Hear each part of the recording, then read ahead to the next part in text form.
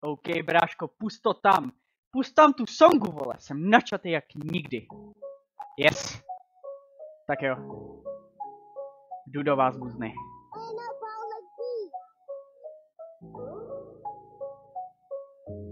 Štěpán háže kolo dolů, myslel si, že bude lepší, nedokáže ani poslat piky. Kde jsou další triky, brácho, za to Šimon si za svoje felí a jeho vlasy krásně voní. Pak je tu i Matěj, ten zas nedokáže vanej ty. Davidovi edity budou trochu šprým, mrdej už ty foodgem vypy, doufám, že jsem trefil ten rým. Další fela z hudu budou ty OG, nemyslel jsem zrovna kroupu, ale když ho houpu, nestačí mu jeho Audi, ve který si vozí děti.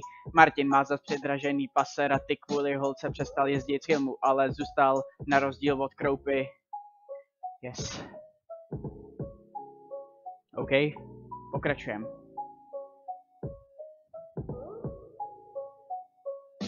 Neřeknu ti, proč ho tady hrotím, už mě ale sere, další distrakt bude celý asi jenom o něm.